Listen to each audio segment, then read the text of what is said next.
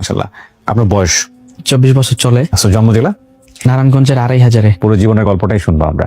জি করবে মানে আপনার হিফজ করতে কতদিন লাগলো, মানে কত বছর লাগলো? 1.5 বছর লেগেছে মাত্র? He is super brilliant.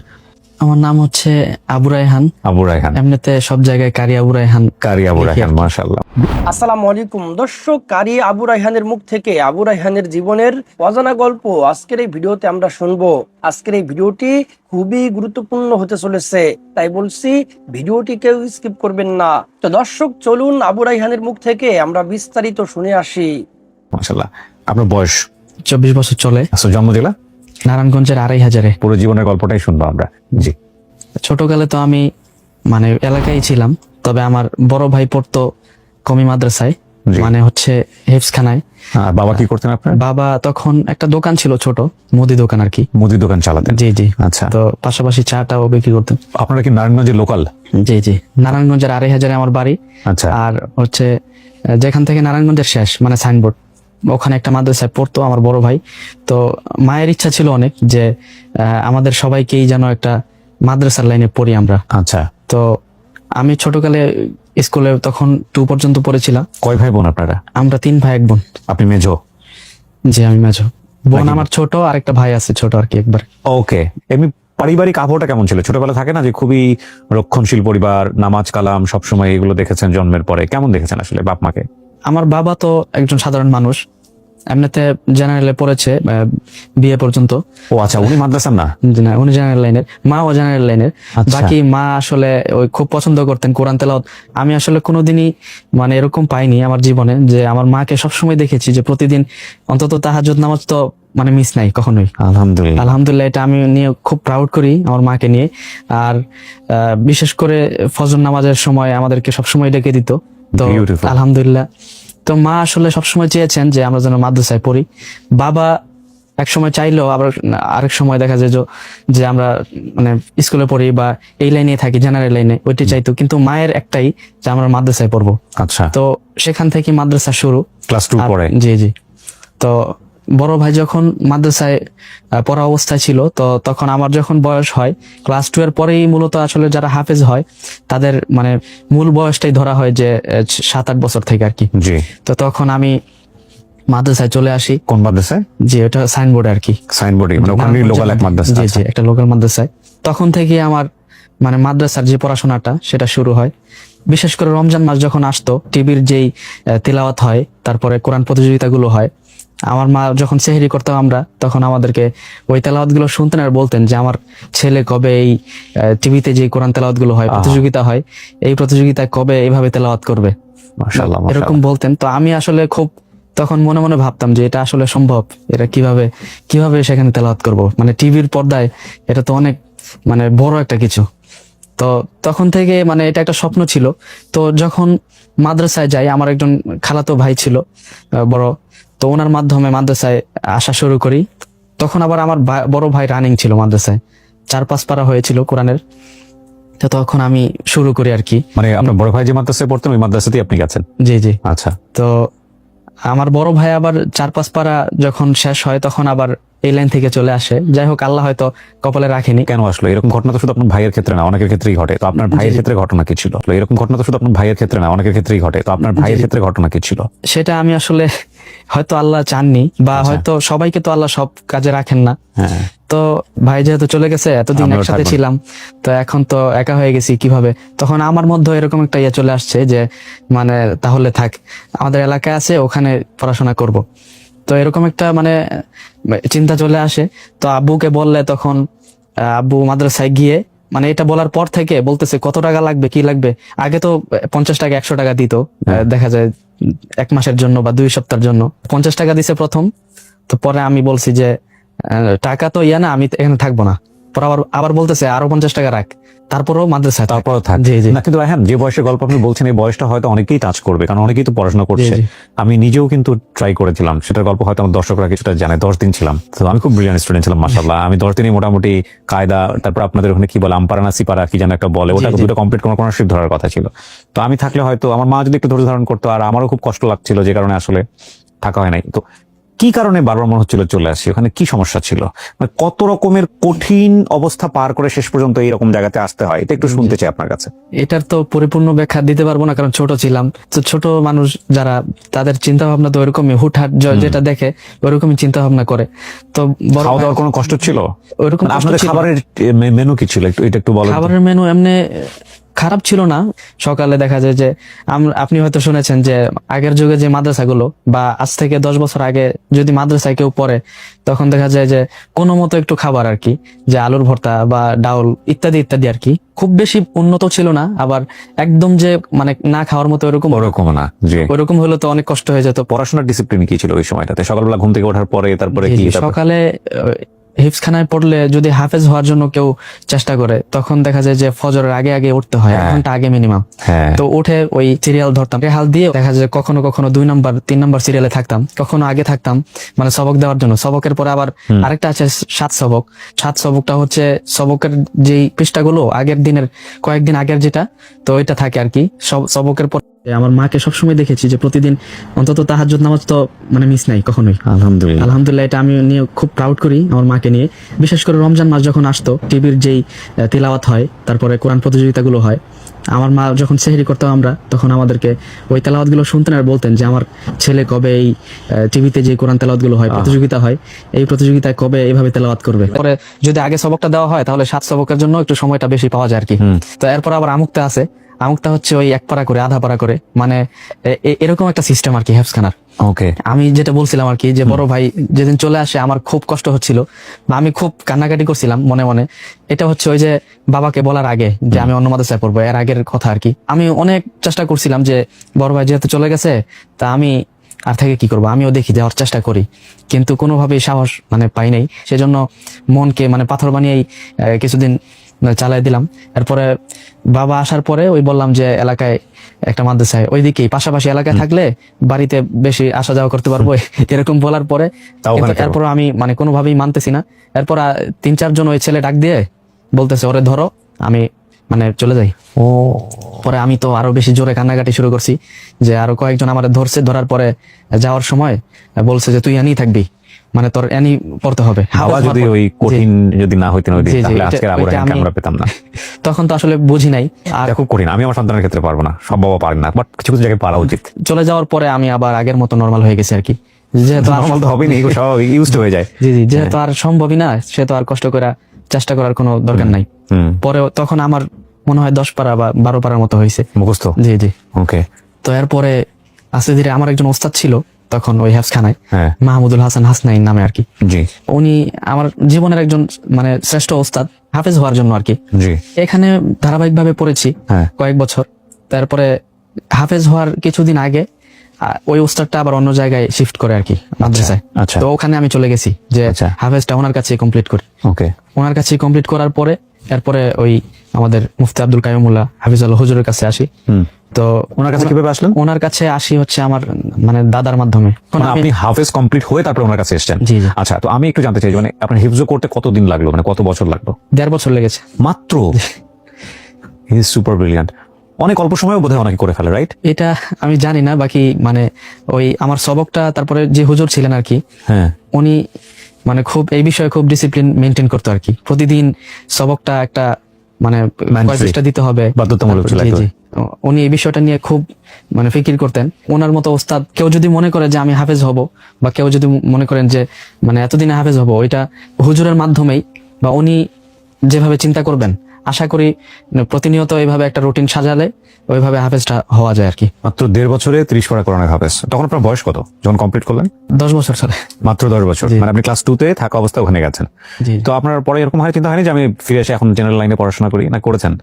এরপরে করেছিলাম মানে ওই টুকটাক আর কি, ক্লাস 5-6 এগুলা। ওকে। তো আপনি কাইয়ুম হুজুরের কাছে কেন গেলেন? মানে দাদার সাথে মাধ্যমে যাওয়া কি গল্প আসলে? ওনার কাছে গিয়েছিলাম। ওনার কাছে যাওয়ার পরে উনি বলেছিলেন যে এই ছেলেকে দিয়ে মানে অনেক বড় কিছু সম্ভব।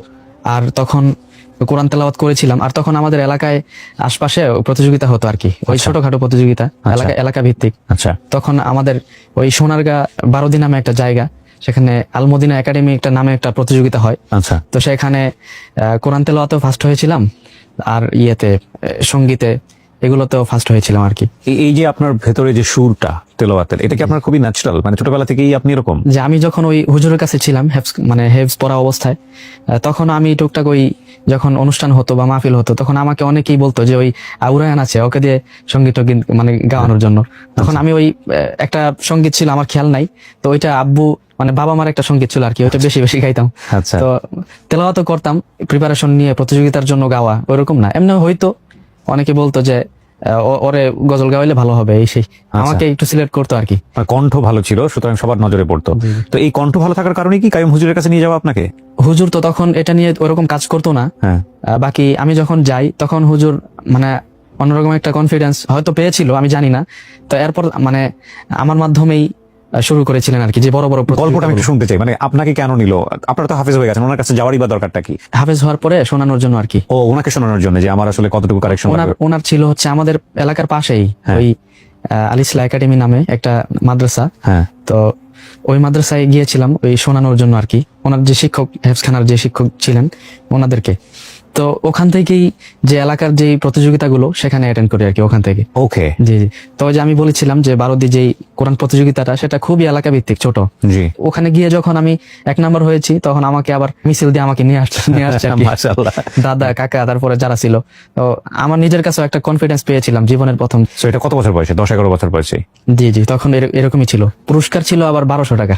আচ্ছা। এরপরে একটা স্মারক বই ছিল, আর ওই মানে এলাকা ভিত্তিক যেই ইয়েগুলো আর কি, পত্রিকাগুলো, ওই পত্রিকার মানে পত্রিকা আমার আসছিল, ছবি দিয়েছিল, হ্যাঁ। নাম দিয়েছিল, ওইটা দেখে তো আমি একদম মানে মানে জীবনের প্রথম এরকম একটা পত্রিকা আমার ছবি আসছে, লেখা আসছে, এটা নিজের ভিতরে বড় ভালো পাওয়া লাগা। আর কি হতে পারে। জি, ডেফিনেটলি। তো ওইটার পর থেকে আমি একটা কনফিডেন্স পেয়েছিলাম যে জীবনে হয়তো আরো প্রতিযোগিতা, কোরআন নিয়ে আরো এগিয়ে যাওয়া সম্ভব। ওকে, সো আপনাকে পথ দেখালেন মূলত কাইয়ুম হুজুর। জি জি, এখান থেকে। এরপরে কাইয়ুম হুজুর আপনাকে নিয়ে কি পরিকল্পনা করলেন, এটা একটু বলেন আমাদেরকে। এরপরে ওই বাংলাদেশে আরো অনেক প্রতিযোগিতা হয়, থানা ভিত্তিক, জেলা ভিত্তিক, বিভাগীয়, এরপরে জাতীয়, এরপরে তো ইন্টারন্যাশনালি আছেই। তো এরপরে থানা ভিত্তিক শুরু হলো আপনাকে নিয়ে। জি জি, থানা ভিত্তিক যে প্রতিযোগিতাগুলো আছে সবগুলো আমি 1 নাম্বার হয়েছি। এরপরে তো জেলা ভিত্তিক যেগুলো, হুফাজুল কোরআন নামে একটা প্রতিযোগিতা আছে, এখনো হয়। আচ্ছা। ওই জেলা ভিত্তিক যেটা, থানা পর্যায়ে সিলেক্ট হয়ে জেলাতে যাওয়ার পরে ওই জেলায় 1 নাম্বার হয়েছিলাম। এই যে 1 নাম্বার হচ্ছেন, ওখানে কি দেখে মূলত? কোরআন থেকে প্রশ্ন করে। আচ্ছা। কোরআনের প্রশ্নের এরপরে আরো কয়েকটা বিষয় আছে, তাজউইদ আছে, সুন্দর মাখরাজের সাথে আচ্ছা। এটা সুন্দরভাবে উচ্চারণে ঠিক আছে কিনা, এরপরে সুর সুর, মানে সওদ যেটা আর আচ্ছা। কি। তো এগুলো সব মিলিয়ে আর কি একটা নাম্বার হয়। ওটা শত শত প্রতিযোগীর মধ্যে ধাপে ধাপে রাউন্ড হয়ে 10 জন বাছাই করে, ওখান থেকে 5 জন হয়ে সেরা পাস হয়, এরকম 1 জন 2 জন 3 জন এরকম র্যাঙ্কিং হয়। পরে আপনি থানা পর্যায়ে প্রথম হলেন, জেলা পর্যায়ে? জেলা পর্যায়ে প্রথম হয়েছিল। আচ্ছা। জেলা থেকে এরপরে বিভাগীয়তে আসি, বাইতুল মুকাররমে, ওইটা হয়তো বড় করে, হ্যাঁ। ওইটা স্বর্ণপদক দিত, ওইটা 1 নাম্বার হয়েছিল। এরপর এটা কত সালের দিকে? ওইটা 2014 সালে। 2014 সালে আপনি বিভাগীয় পর্যায়ে 1 নাম্বার। জি, ওকে, তারপর? এরপরে বিভাগীয় আরেকটা আছে ইসলামিক ফাউন্ডেশনের মাধ্যমে হতো, হ্যাঁ। ওইটার মধ্যে 2 নাম্বার হয়েছিলাম। আচ্ছা। হ্যাঁ, এরপরে এখন পুরোপুরি খেয়াল নাই, হ্যাঁ, সমস্যা নেই। জাতীয়তে 2 নম্বর ছিলাম হয়তো সম্ভবত। আচ্ছা। এরপরে টিভির যে কম্পিটিশন গুলো, আর টিভি, হ্যাঁ। তারপরে এনটিভি, আরো অনেকগুলো টিভি আছে, সবগুলো টিভিতেই কম্পিটিশন করেছিলাম, প্রতিযোগিতা, কিন্তু কোনো টিভিতেই সিলেক্ট হয় নাই। কোন টেলিভিশন সিলেক্ট হন সিলেক্ট হয় নাই। পরে আর টিভিতে শেষমেশ মানে যখন আশা হারাই ফেলছি, যে এবছর হয়তো 2015 সালের কথা, আচ্ছা। 14 সালে তো কোনোটাই চান্স পাই নাই। হ্যাঁ। মোহনা টিভির একটা প্রতিযোগিতা হতো ওই ইয়াতে, তো ওই বছর মনে হয় শুরু করেছিল কিনা জানি না, সিলেটে হচ্ছে এটার একটা বাছাই পর্ব ঠিক করেছিল আর কি। তো শুধুমাত্র আমি আর হুজুর আর কি একসাথে মানে বাসে করে সিলেটে গেছি, এটা শুধুমাত্র একটু সিলেক্ট হওয়ার জন্য। তো অনেক কষ্ট মষ্ট করে যাওয়ার পরে সিলেক্ট হলাম। সিলেক্ট হওয়ার পরে মানে যখন মানে সময় চলে আসছে ওই টিভিতে রাউন্ড গুলো করার, তখন শুনি যে এটা আর হবে না আর কি। তো কোনো টিভিতেই হয় নাই ওই 14 সালে। পরে 15 সালেও কোনো টিভিতেই হয় নাই, অনেক চেষ্টা করলাম। তারপর নামাজ যেটা তেলাওয়াত করে, হ্যাঁ। ওই তেলাওয়াতে ফার্স্ট হয়েছিলাম আর কি। আচ্ছা। যে ওই দুইটাই হয় একই এর মধ্যে, তো ওইটার দুইটার মধ্যেই। সো এটা কি ওয়ার্ল্ড কম্পিটিশন লাইক থাকে না, যেমন সারা বিশ্ব নাম্বার 1 এভাবে বলবে এই কম্পিটিশনের রেজাল্টে? এটা সারা বিশ্ব বলবে কিনা এটা জানি না, কিন্তু ওখানে প্রায় 55 থেকে 58টা দেশ অ্যাটেন্ড করেছিল আর কি। ওকে। আরো বেশি থাকতে পারে, তবে ওখান থেকে বাছাই হয়েছিল এই কয় দেশ আর কি। আচ্ছা। তো ওই হিসাব করলে আবার বিশ্ব ধরা যায়, মানে ওয়ার্ল্ড চ্যাম্পিয়ন বলা জি, যায়। জি। সো 2018 সালে আপনার রেজাল্ট আসলো। তো এই যে আপনি যে কারি রিসাইটেশন যেটাকে বলে, এটা তো একটা আলাদা ধরন, এটা আপনি কার কাছ থেকে শিখেছেন? এটা শিখেছিলাম ওই যে কারি শায়েখ আহমদ বিন ইউসুফ আল আজহারি, উনি মিশর থেকে মানে এখন এখন বাংলাদেশে আছেন। আচ্ছা, উনি বিভিন্ন দেশে বিচারকও থাকেন আর কি। এটার মধ্যে একটু ডিফারেন্ট গ্রামার আছে না? জি জি, উনি ওখান থেকে শিখেছেন, উচ্চতর লেখাপড়া করেছেন আর কি। ওকে, জি, জি। আমরা এখান থেকে শিখেছি আর কি, ওনার কাছ থেকে। আচ্ছা আচ্ছা। শায়েকের সাথে তখন মানে হাফেজ হলে যে কোরআন শরীফ মুখস্থ হলো, নিয়ম কানুন মেনে তাকে আমরা টিভিতে যখন শেষ দিন, ওই দিন অনেক চেষ্টা করে কোনোভাবে আর কি সিলেক্ট হয়েছি টিভির জন্য। যখন টিভির রাউন্ড আসে আস্তে আস্তে মানে এগোতে থাকি আর কি। তো একটা জায়গায় কনফিডেন্স পেয়েছিলাম যে বাংলাদেশের একজন প্রখ্যাত কারি, শায়েখ কারি আহমদ বিন ইউসুফ আল আজহারি, উনি হচ্ছে এটার প্রধান বিচারক। সেখানে আমার শুরু থেকেই উনি মানে আমার তেলাওয়াতের প্রশংসা করছিল আর কি, যে এই ছেলে আশা করি 1 নম্বর হবে, এরকম একটা বিষয়। টিভির সেটে যারা সবাই ছিল, সবাই মানে আমি যখন তেলাওয়াত করতাম তো সবাই আমাকে একটা মানে অন্যরকম একটা দিত আর কি, মানে কমেন্ট করতো যে 1 নম্বর হবই। তো সেখান থেকে আমি আলাদা একটা কনফিডেন্স পেতাম। এক এক করে টিভির, আপনি হয়তো জানেন কিনা, টিভির রাউন্ড গুলো অনেক রাউন্ড হয়, মানে প্রতিদিন একটা একটা করে রাউন্ড হইতেই থাকে। তো একটা বাদ পড়া মানে ওখান থেকে আউট হয়ে যাওয়া আর কি। তো প্রতিদিন এক এক রাউন্ড করে এগোতে থাকলাম, কিন্তু মাঝে মাঝে মনে হতো যে এই যেন মানে চলে গেলাম আর কি, আউট হয়ে গেলাম। এক এক রাউন্ডে দেখা যায় এক এক রকম প্রশ্ন, দেখা যায় কখনো কখনো আয়াতের আগের আয়াত থেকে পড়তে হবে, কখনো একটা মুতাশাবিহাতের আয়াত থাকে, একই আয়াত মানে 5টা 10টা থাকে, তো এরকম এরকম বলতে হয়। তা আমি তো আগে থেকে আমি জানি যে এটা সম্ভব না, কারণ এটা কিভাবে সম্ভব, আমি তো এরকম প্রস্তুতিও নাই বা ওইরকম আমার কনফিডেন্সও ছিল না নিজের প্রতি। এগুলো এক ধাপ করে এগিয়ে গেলাম। আর কিভাবে গেলাম সেটা আমি আসলে আজ পর্যন্ত নিজের কাছে নিজে প্রশ্ন করি যে কিভাবে সম্ভব হলো, কিন্তু এটার উত্তর আসলে এখন পর্যন্ত খুঁজে পাই না।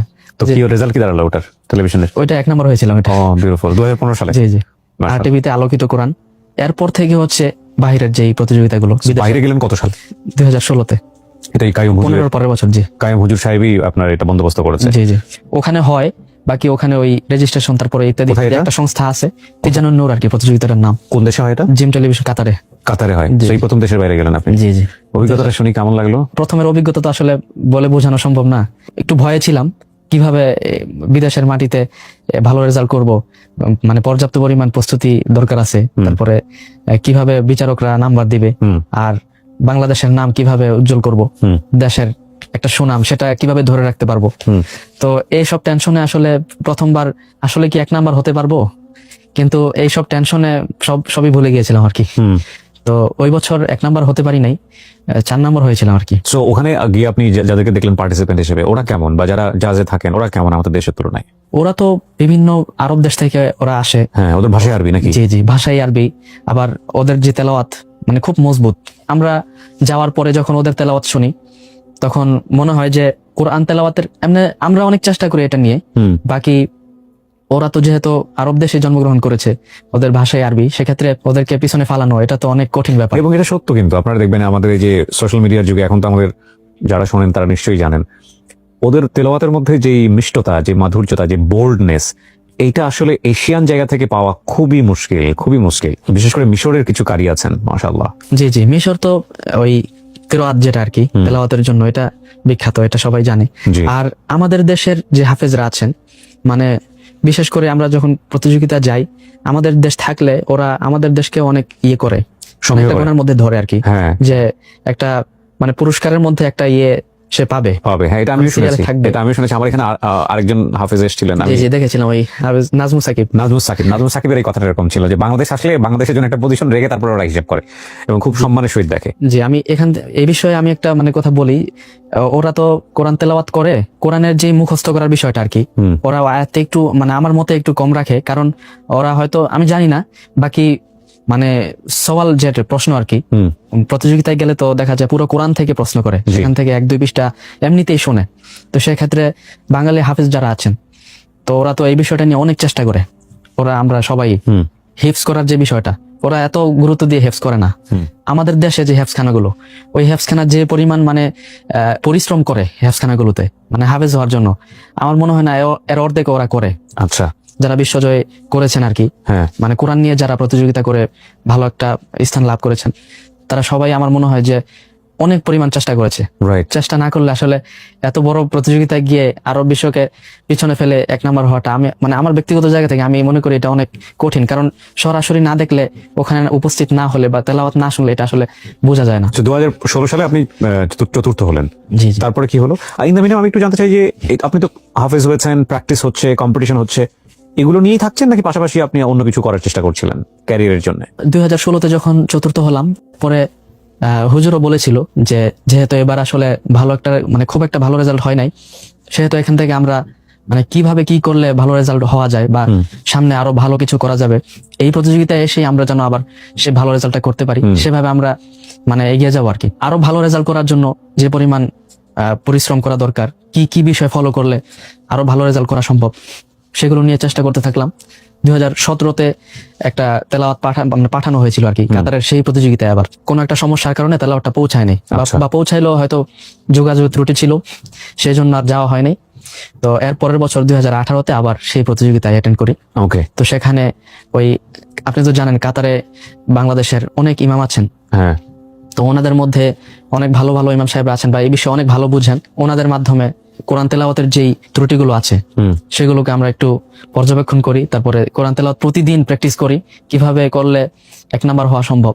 তো এইভাবে করতে করতে ওই প্রতিযোগিতায় আমার তখন কোরআন শরীফটা অনেকদিন মানে খুব একটা ইয়াদ ছিল না বা স্মরণ ছিল না, কিন্তু ওই প্রতিযোগিতায় আমার আবার 3টা প্রশ্ন করেছিল। 3টা কমন পড়ে গেছে। জি জি, 6 পৃষ্ঠা শুনেছিল আর কি। এই 6 পৃষ্ঠায় আমি মানে একাধারে পড়ে গিয়েছিলাম কোনো জায়গায় মানে, কিন্তু আমি এখন অবাক হই যে কিভাবে পারলাম এটা। এরপরে আমি মানে আল্লাহর কাছে খুবই দোয়া করেছিলাম যে যেটা আমি মানে পাওনা ছিলাম না সেটা আমি পেয়ে গেছি। মানে 6 পৃষ্ঠা একাধারে তেলাওয়াত করা বা এত কঠিন কঠিন প্রশ্নের জবাব দেওয়াটা, এটা ওই দিন অন্তত মানে এটা আমার 2018 সালে। জি জি। ওটার রেজাল্ট কি আসলো? ওটা মানে ফার্স্ট হয়েছিলাম। ওই প্রথম হলেন 2018 সালে। তো এটা কি আমরা মানে ওইটা আবার ওই যে কেরাত ছিল আলাদা একটা, মানে কেরাত যেটা কারি আব্দুল বাসেদের যে স্টাইল আর কি, ওই টেনে পড়া লম্বা শ্বাস নিয়ে, ওইটা চতুর্থ হয়েছিলাম। আর ওই যেটা মানে তারতিলের যেটা তেলাওয়াত আর কি, নামাজে যেটা তেলাওয়াত করে, ওই তেলাওয়াতে ফার্স্ট হয়েছিলাম আর কি। আচ্ছা। যে ওই দুইটাই হয় একই এর মধ্যে, ওইটার দুইটার মধ্যেই। সো এটা কি ওয়ার্ল্ড কম্পিটিশন লাইক থাকে না, যেমন সারা বিশ্বে নাম্বার 1 এভাবে বলবে এই কম্পিটিশনের রেজাল্ট? এটা সারা বিশ্ব বলবে কিনা এটা জানি না, কিন্তু ওখানে প্রায় 55 থেকে 58টা দেশ অ্যাটেন্ড করেছিল আর কি। আরো বেশি থাকতে পারে, তবে ওখান থেকে বাছাই হয়েছিল এই কয় দেশ আর কি। আচ্ছা। তো ওই হিসাব করলে আবার বিশ্ব ধরা যায়, মানে ওয়ার্ল্ড চ্যাম্পিয়ন বলা যায়। সো 2018 সালে আপনার রেজাল্ট আসলো। তো এই যে আপনি যে কারি রিসাইটেশন যেটাকে বলে, এটা তো একটা আলাদা ধরন, এটা আপনি কার কাছ থেকে শিখেছেন? এটা শিখেছিলাম ওই যে কারি শায়েখ আহমদ বিন ইউসুফ আল আজহারি, উনি মিশর থেকে মানে এখন বাংলাদেশে আছেন। আচ্ছা। উনি বিভিন্ন দেশে বিচারকও থাকেন আর কি। এটার মধ্যে একটু ডিফারেন্ট গ্রামার আছে না? জি জি, উনি ওখান থেকে শিখেছেন, উচ্চতর লেখাপড়া করেছেন আর কি। ওকে। আমরা এখান থেকে শিখেছি আর কি, ওনার কাছ থেকে। আচ্ছা আচ্ছা। শায়েখের সাথে তখন মানে হাফেজ হলে কোরআন শরীফ মুখস্থ হলো, নিয়ম কানুন মেনে তাকে আমরা একটা তেলাওয়াত দিয়ে আজকের অনুষ্ঠানটা শেষ করি। জি। আউযু বিল্লাহি মিনাশ শাইতানির রাজীম। বিসমিল্লাহির রহমানির রহিম। ফাযকুরুনি আযকুরকুম ওয়াশকুরু লি ওয়া লা তাকফুরুন। يا أيها الذين آمنوا استعينوا بالصبر والصلاة إن الله مع الصابرين ولا تقولوا لمن يقتل في سبيل الله أموات بل أحياء ولكن لا تشعرون ولنبلونكم بشيء من الخوف والجوع ونقص من الأموال والأنفس والثمرات وبشر الصابرين الذين إذا أصابتهم مصيبة قالوا إنا لله وإنا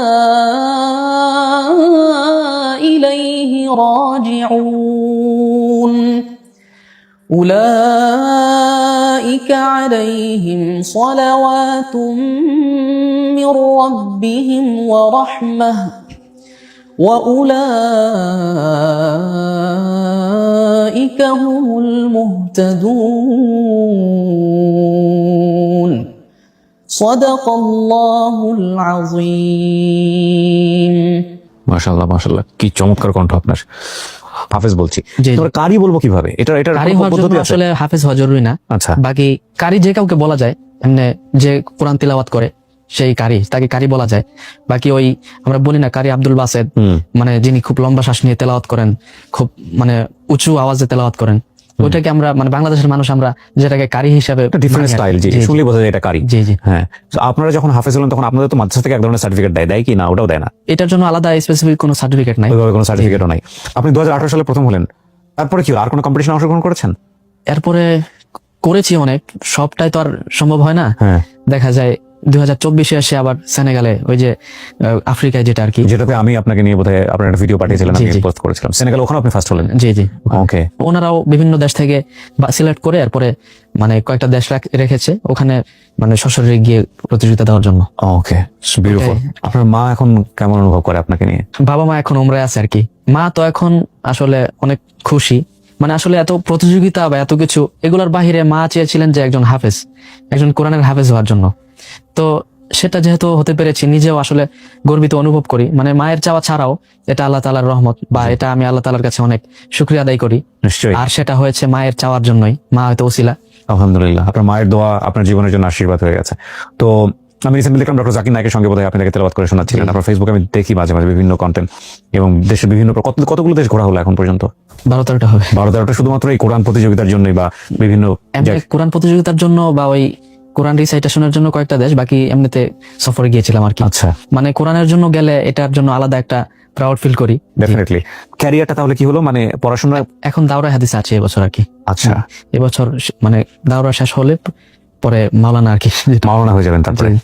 মাশাআল্লাহ মাশাআল্লাহ মাশাআল্লাহ। বাবা সেদিন যদি শক্ত না হতেন তাহলে হয়তো। জি, এটা 100%। মাঝে মাঝে শক্ত হতে হয়, খুবই শক্ত হতে হয়। আমি মনে করি বর্তমানে এটা আসলে অনেক কঠিন। আপনি যেটা বলছেন আপনার ক্ষেত্রে, এটা আসলে আসলে কি পসিবল এখন? না, পসিবল না। আমার বাবা শক্ত ছিলেন, কিন্তু আমার মা তো নরম ছিলেন, পারেন নাই।